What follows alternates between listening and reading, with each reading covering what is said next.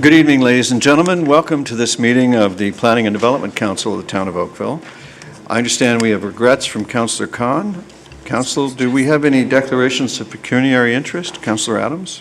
Thank you. I have an interest in item 3, item 9A, and bylaws 2011-62 and 2011-066, all relating to a property which is wrapped up in a settlement which is associated with the Tim Hortons property to the north of it, where my wife is employed by TDL Group, which is the operator of Tim Hortons. So as a result, I'll ask you to separate those items so that I can not participate in the discussion of them. So which bylaws? 2011-062 and 2011-066. Okay. The last two on the agenda before the confirmatory bylaw. Okay. We're all set for that. Thank you very much. Thank you very much. Now, a little bit of feedback. If we had a mover and a seconder to resolve on the committee of the whole, we could move to our business. Councillor Elgar and Councillor Lapworth, all in favor? That carries. All right, Council, your first item is the consent items, the extension to draft plan of subdivision approval and the heritage designation bylaw, and the heritage designation bylaw that Councillor Adams has the conflict on, and the for 293 Church Street, and the designation bylaw for 3065 Seneca. Councillor Knoll. I'll give you a motion to accept the recommendation on all four of those items, except, of course, with the separation of 3 for separate vote. Thank you very much. Councillor Giddings, did you have something? Go ahead. Sir? Oh, you raised your hand. No, sir. Okay. Then all in favor of items 1, 2, and 4? Opposed, if any? They are adopted. And now I'll call item 3, also moved by Councillor Knoll, and Councillor Adams will not participate in this vote because of his declared conflict. All in favor? Opposed, if any? That also carries. And you also have a confidential consent item before you. How do you wish to deal with that? Councillor Adams? I'll move it. Councillor Adams moves it. All in favor? Opposed? That is adopted. We now come to our public hearing item. And if a person or public body does not make oral submissions at a public meeting or make written submission to the Town of Oakville in respect of a proposed official plan amendment, zoning bylaw amendment, and or plan of subdivision or condominium, the person or public body is not entitled to appeal the decision of Town Council to the Ontario Municipal Board and may not be added as a party to the hearing of an appeal before the Ontario Municipal Board unless, in the opinion of the Board, there are reasonable grounds to do so. And that brings us to our item, the draft plan of condominium for Crystal Homes Corporation at 2396 Barronwood Drive. And as I understand it, Mr. Clerk, we have delegations on this item. Would you like to call the delegations? The first delegation is Mr. Peter Salem. Mr. Salem, welcome to the meeting. Council looks forward to your information.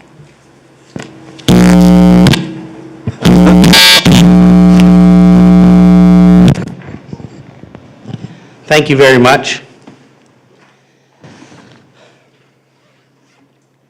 The neighbors and homeowners of Barronwood Drive and Old Brompton Way, which are the two affected areas or streets with regards to this proposal, have signed a petition. I believe there's over 20 names, and they all have concerns with regards to the builder, Crystal Homes, for various items which may not be we may not be able to discuss in 10 minutes. However, I will start by the letter that was sent for the proposal to make the townhomes into a condominium corporation. I have received a call today at approximately 5:30 clarifying this letter. However, since it's not in writing and I don't know whether we could receive it in writing, I should bring up the matter. I was told over the phone that the homes across from where I live, they would become freehold townhomes with a condominium maintenance fee, which was not our understanding when we received the letter of notification. It did not sound like it was going to be freehold towns, which is what we were told before purchasing our home. So if that can be clarified in writing by Crystal Homes or the City of Oakville, that would be appreciated, number one.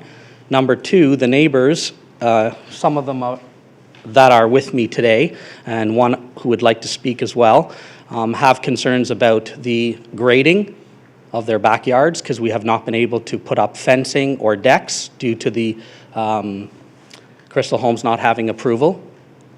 And the lights outside of the homes on Barronwood Drive have been off for over a month. So it is a very dark area if you've got children or elderly people. Some of the other concerns I think Camilla is going to speak about in the next 10 minutes.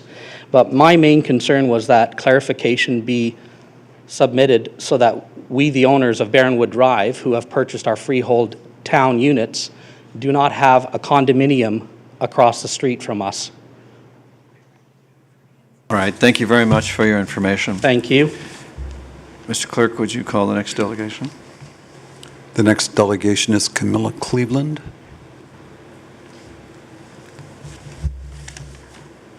Ms. Cleveland, welcome. Council looks forward to your information. Thank you. I have put in numerous complaints with the City of Oakville regarding the grading of our property. It grades towards the townhouse that we live in and puddles of water every time it rains. I've had Tom Black came to look at it last year. I sent registered letters to copies to the town of Oakville, registered letters to Crystal Homes. Nothing has been done. And another chief engineer came to look at it, and he said it was very badly done and the whole area has to be regraded. What we are all upset about is the fact that we can't even put a fence. Some people have small children, and we feel we can't live in our backyards. There's no privacy whatsoever. And they just say we have 3 to 5 years to do that legally. Well, I don't find it's fair to continuously build new developments and not finish the ones that people are living in. So we have that problem. We also have a problem of numbered companies coming in and buying up these townhomes and then renting them. What happens with renters, the majority of them do not cut their grass. There's mice now running around the backyards. Small children are playing in the back. Pretty soon we're going to have rats, but we've all seen mice, and we're really concerned about this. And I find that there should be some sort of law that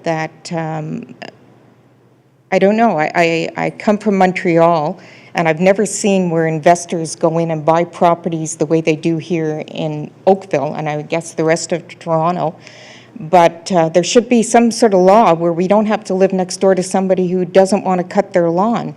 And it shouldn't, when I phoned the City of Oakville, they said to me that it has to measure, I think it's 18 inches before they get involved. Well, I mean, this really devalues our properties. So. Well, thank you for and then aside from the fact that making condos across the street, either they're freehold with a maintenance fee, is that what they're going to be, or they are condos. So I think the wording has to be clear on that. Okay. Well, thank you very much. By the way, it's 8 inches, which probably is higher than you'd like, but not as bad as 18. True, but still not. Perhaps, are there any other members of the community who'd like to share information with council? And and after you, sir, I'll turn to staff to try to give you some answers. Would you like to join us, or would you like?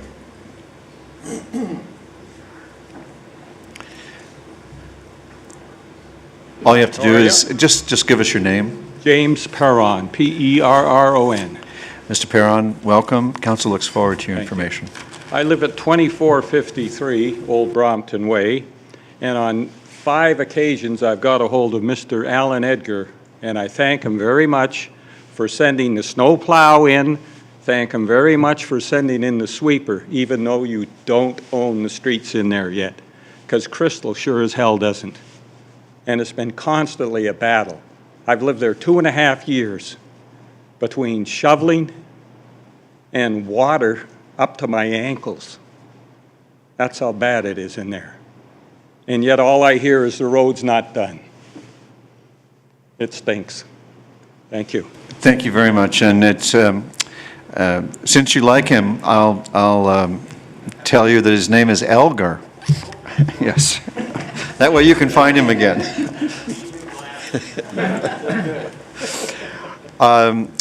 Commissioner Closey, I wonder if you could share any clarification for the residents to help them understand the situation. Charlie McConnell has a brief presentation for a context, and then he'll specifically address the questions. Mr. McConnell, we're all ears. Thank you, Your Worship. And if I could just ask the back room to turn on the monitor here.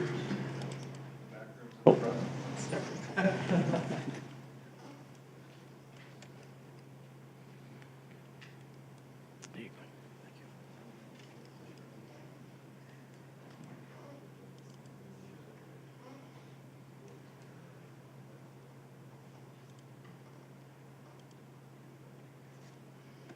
So thank you, Your Worship, and members of council. So just for a quick context, the aerial photograph in front of you shows the location of the subject property, and obviously that's outlined in red, and you can see it is situated on the east side, on the west side of Barronwood Road, and if my cursor can indicate, this is the existing Bronte Road, and the old Bronte Road in Calsa Gate, which is just further to the west. So this is the subject lands, which will accommodate 19, well, I'll just quickly show you the official plan map, showing the medium density designation, and under the livable Oakville plan, similar designations of medium density, and then from a zoning perspective, which permits the street townhouses. And so this is the draft plan, Your Worship, which shows 19 units fronting on to the condominium, the future condominium road. And that is the purpose of the application before you this evening, is to deal with the roadway itself as a condominium road. So that's known as a common element condominium road. Council earlier this year adopted a part lot control bylaw, which gave effect to the creation of the 19 townhouse units, wherein those will be freehold townhouses. But it's the 19 residents, although they own their individual townhouse units as freehold units, they are the collective owners and are the collective condominium corporation who is responsible for the maintenance of the road only. So that's the relationship, the tie-in between the freehold townhouse units and the common element condominium roadway. So that's the purpose of the application, and that is what is before you this evening. So just to confirm, that is, so this isn't a rezoning, which will somehow, convert these into condominium townhouse units. And I think that addresses the concerns raised by the residents this evening. And I'm the one that called the gentleman and, shared that information with him earlier this evening. So the recommendation that is before you tonight is simply to adopt the staff report, adopt the draft plan approval, give the planning director that authority to move forward with granting draft plan approval with the conditions that are outlined in the report. As far as the additional issues, Mr. Chairman, they would speak to, and if I can try to back up, the issue is with the subdivision and the grading and drainage issues pertaining to lands on the east side of Barronwood Road, as indicated by my cursor. So it's these lands, and so it's not really related to this application itself, but is related to conditions of the adjoining plan of subdivision and those related issues. What it sounds like that our engineering department is working with the developer to mediate and resolve. So I don't have personal knowledge of those issues.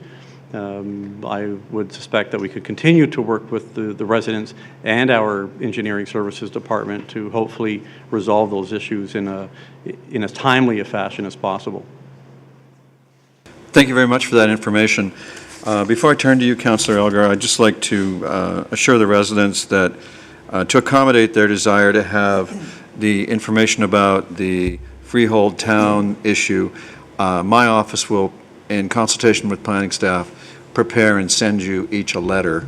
If you'll, I think I have your addresses in your petition, so we'll give you that comfort as soon as we can later this week. Councillor Elger? This is like an old record I've heard back from 2003 when lamp posts went in the middle of driveways, fire hydrants went in the middle of driveways on one of their first developments of Crystal, and it continues. But okay, now there's issues with grading here. I hadn't even heard about this grading issue until tonight. But if you roll it back a year ago, there's the same issue in the development to the east of them and a little bit to the north of the people tonight, where when they say 3 to 5 years, that's about what's happening right now. And what can we do going forward here in the planning department so that this stops happening? This developer has been an issue since 2003 with the residents. There's really been no cooperation until town staff really comes down hard. And the timelines for this developer are far too long. Going forward, what can we do differently?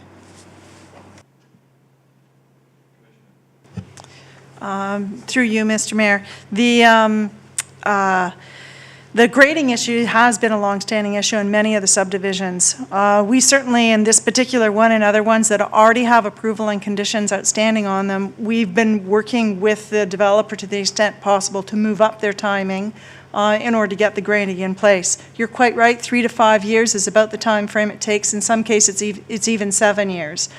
What we are moving towards in our new subdivision requirements, I think there was a workshop that we held about a year, just over a year ago now, where we sat down with council to try and identify some of the issues. Grading was a prominent issue, and as part of the subdivision requirements that we're setting out, we're trying to look at those timings and how we can better have those things come into place. The other thing we're doing on grading, and which is taking place at this point in time, is we're ensuring that any developer in the area is actually bringing in a surveyed plan rather than an estimated plan. So the example that was given here where the grading ends up being very poor when you get into the flat circumstances, we're asking to get actually a surveyed drawing that shows the grading in much more detail so we can ensure it actually runs off instead of into the townhouses. So we're doing that immediately, and I think in the longer term as we roll out other subdivisions, our conditions are going to get improved for both the timing and the requirements that we're looking for throughout the process. With the issue of lighting, that's been out for, I realize that it's not really maybe our fault, but what can we do to get things sorted out there if the lights have been out for a month or more? I think in that particular instance that falls into a health and safety issue, and we'd be out there fairly soon. With this presentation tonight, I will speak to Darnell Lambert, the Director of Development Engineering, to ensure both the lighting is looked at and we can do as much as we can as possible on the grading right now. Okay, going forward, everything is piecemeal, and now you get the cumulative impact since 2003 as they move along, the developer. Going forward, if this developer comes forward with another application, can we deny it until they've cleaned up all the other issues which aren't directly related but they're indirectly related, or do we have to carry on with a piecemeal approach? 20 votes here that agree with that. In terms of evaluating an application, we have to evaluate on the merits of that particular application, not on past practices of a particular applicant. So no, in essence, we couldn't. It's because of the Planning Act itself? Well, they have the opportunity to appeal, so if you made a decision on that basis here, it wouldn't be on planning grounds, and they could easily appeal it and find an alternative decision at the Ontario Municipal Board. Can we hold back additional monies from the developer, though, because of past experience? Like, is there something we can do which might encourage them to do a little more in that regard? In terms of, I think that's why, well, that is one of the main reasons we're looking at our subdivision conditions, to make sure that we have taken as much as we can through that process, both in securities, as well as process to make sure we get the requirements met in a timely way. And I think that's, in terms of fairness, that's the way we need to treat all applicants the same. So we're looking at our overall programming going forward. Certainly any applicant comes forward, given our past experiences, we can always look at something in a little more detail, but the standard requirements would be the same in the end. And the final question that was raised tonight was and I know, but I want to hear it from staff, regarding numbered companies buying the places and then renting them out, like as far as the control we have over that.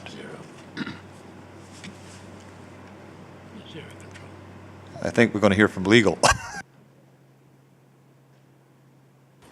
Through you, Mayor Burton, there is no ability to regulate that. There is some powers to license residential rentals, and that would be something that council could consider if they wish.